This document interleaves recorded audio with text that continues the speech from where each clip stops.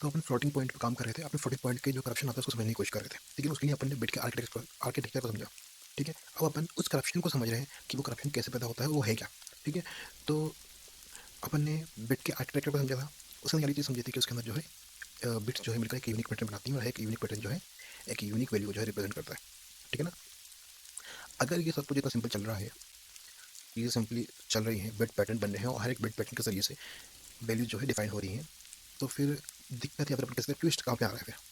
ठीक है, तो समझिए, देखिए ये जो सिस्टम है पूरा, ये सिस्टम सिर्फ तब तक ही परफेक्टली काम करता है जब तक कि हम इंटीजर्स या होल नंबर्स पे काम करते हैं। ठीक है ना, जैसे कि 1 2 3 है ना, इस तरह के जो इंटीजर्स हैं, अपन जब इस पे काम करते थे ना, तो वहाँ हर पैटर्न का एग्जैक्ट नंबर होता है अपने बिट के पास इन इंटीजर्स के लिए। अब जैसे आपको पता, अपन ने पहली बात कर चुके थे भाई, सिर्फ इंटीजर्स पर तो काम होता नहीं है फिजिक्स इंजन पे, या फिर इस दुनिया के अंदर भी अपन मैथमेटिक्स करते हैं तो उसके अंदर सिर्फ इंटीजर्स थोड़ी काम आते हैं, उसके यहाँ डेसिमल्स भी काम आते हैं ना, फ्रैक्शनल वैल्यू।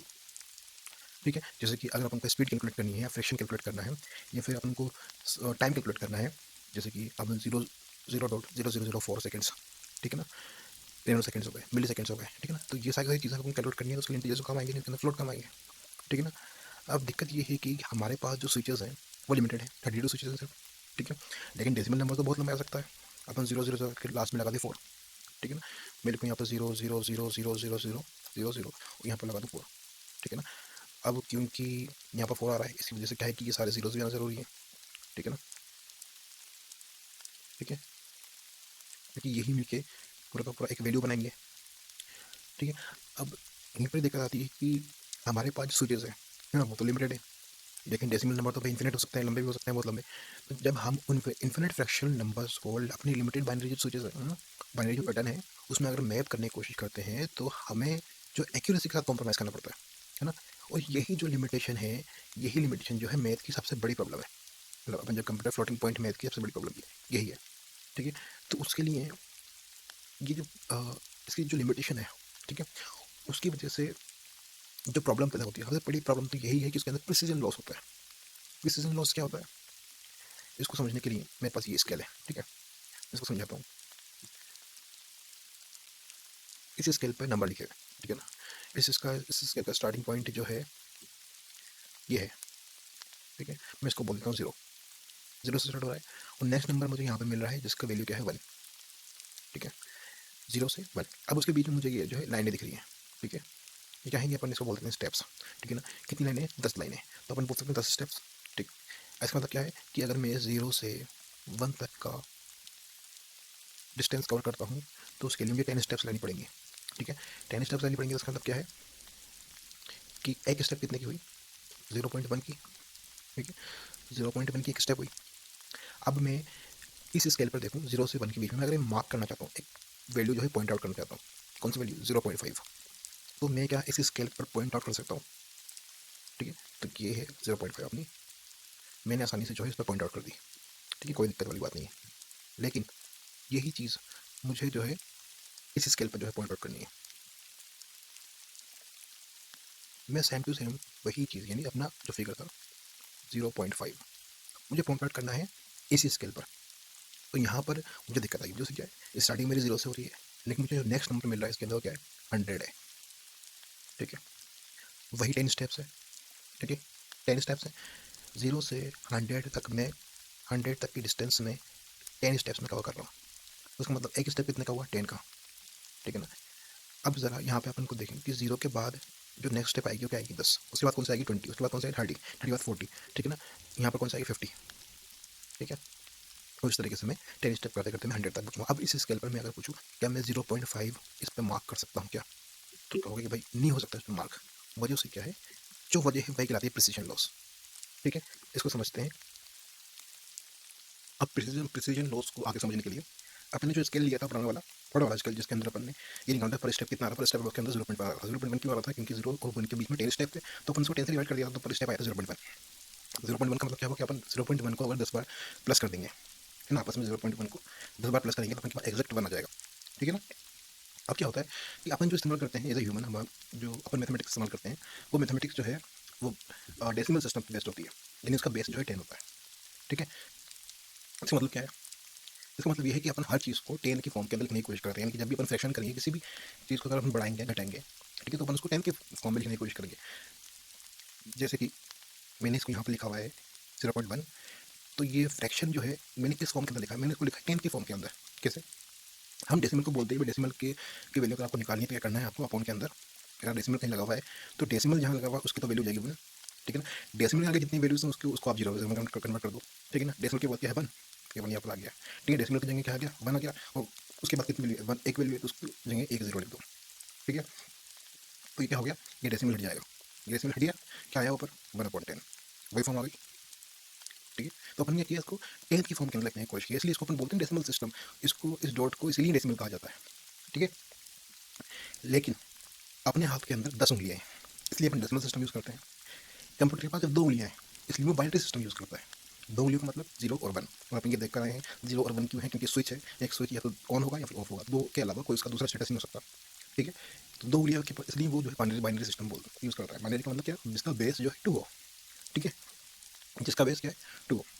अच्छा, अब जो है बातें जो यहाँ पर थोड़ी टेक्निकल होंगी, लेकिन वो आगे जाके बहुत ज़्यादा सिंपल हो जाएगी। लेकिन अभी थोड़ी अपन जो है थोड़ी टेक्निकल बात करेंगे। बाइनरी में फ्रैक्शंस बनाने के लिए 2 की पावर यूज़ होती है ना।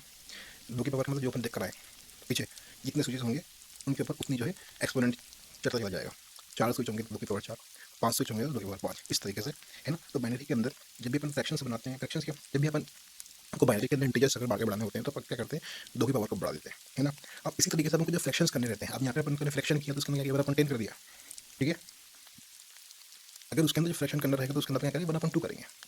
ठीक है, तो उसी हिसाब से अपन जो है उसको बढ़ाते चले जाएंगे, जैसे कि 1/2 है ना, 1/4 है ना, 1/6, 1/8।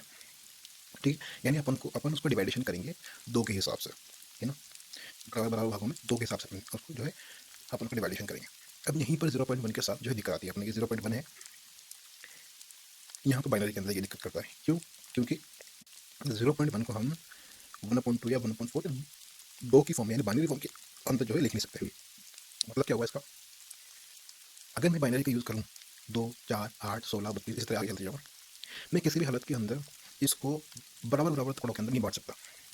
ठीक है ना, जैसे कि हम जब अपन यूज़ करते हैं किसका, 1/3 का, जब अपन 1/3 करते हैं तो अपन कभी भी जो है उसको बराबर टुकड़ों में नहीं बांट सकते। हमेशा आपका एक नंबर जो है रिपीटेशन में जाता है। तो ये क्या है, क्लीन डिवाइडेशन नहीं है। जैसे अपन यहाँ पर किया 1/10 किया इक्वल टू आया 0.1, आंसर आ गया। लेकिन यहाँ पर क्या एक लूप चल जाता है, 1/3 1/3 में क्या आएगा 0 और 3 3 ओके 3 कंटिन्यूस चलता रहेगा। ठीक है, यही चीज़ इसके अपने कंप्यूटर के साथ होती है।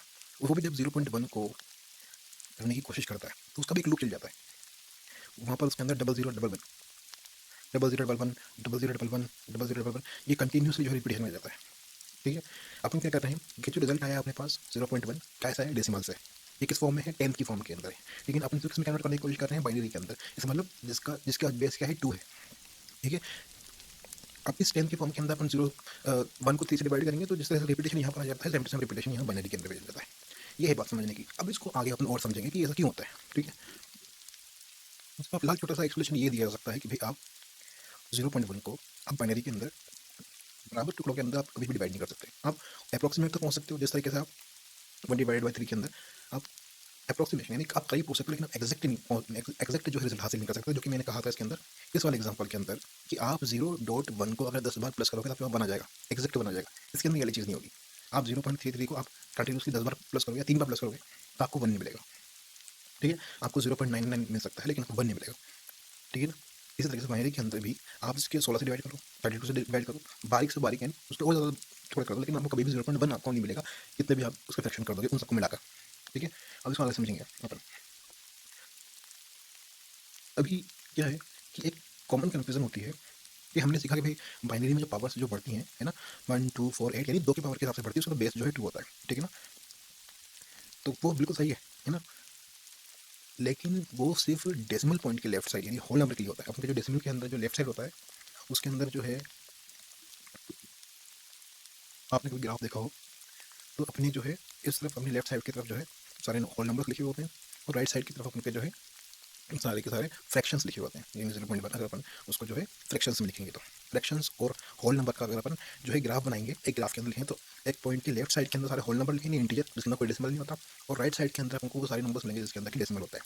ठीक है ना, तो यही बात है कि अपन जो बात कर रहे थे कि 2 की पावर के हिसाब से चीज़ें बढ़ती हैं और अपन यही पढ़कर आए हैं, टू की पावर के हिसाब से चीज़ें बढ़ती हैं बाइनरी के अंदर, ठीक है। वो सिर्फ इंटीजर के मामले में, इंटीजर के मामले में इसके अंदर डेसिमल का यूज़ नहीं होता है ना। लेकिन जब हम पॉइंट के राइट साइड में जाएंगे, राइट साइड मतलब ये वाला, जब अपन को फ्रैक्शंस में आएगा आएगी वैल्यू, ठीक है। राइट साइड से मिल गया अपन को सपोज करो 1, ठीक है ना, और लेफ्ट साइड से अपन का आएगा फ्रैक्शन की वैल्यू, यानी कि सपोज करो 0.1, तो 1.01 वन तो हो गया इंटीजर, है ना। और 0.01 ये जो हुआ है ये क्या है, ये अपना फ्रैक्शन है, ठीक है ना। अब 1.01 इसके अंदर दो वैल्यूज़ हैं, पहला एक इंटीजर है, दूसरा है फ्रैक्शन। तो अपन जो बात कर रहे थे कि 2 की पावर के हिसाब से चीज़ें बढ़ती हैं, तो वो सिर्फ इंटीजर के बारे में था, है ना। जब पॉइंट के राइट साइड में जाते हैं ना, तो बिल्कुल इसकी कहानी जो है बिल्कुल उलट जाती है। वहाँ पावर बढ़ने की जगह वो डिवाइड होती है ना। जैसे कि लेफ्ट साइड में 0 जाओ, 2 की पावर 1, 2 की पावर 2, ये क्या होगा राइट साइड के अंदर, ये अपन करके आएंगे, ठीक है ना। लेकिन जब अपन फ्रैक्शंस के अंदर जाएंगे, यानी कि अपन डेसिमल के अंदर जाएंगे, तो वहाँ पर जो है पावर डिवाइड होती है, ठीक है। क्योंकि अपन को फ्रैक्शंस में चाहिए होता है, अपन को एग्जैक्ट नंबर नहीं चाहिए होता, अपन को फ्रैक्शन चाहिए था। फ्रैक्शन के लिए तो आप चीज़ों को घटाओगे, क्योंकि फ्रैक्शन का मतलब क्या था, हिस्सा। हिस्सा का मतलब क्या है, आप उसको डिवाइड करोगे।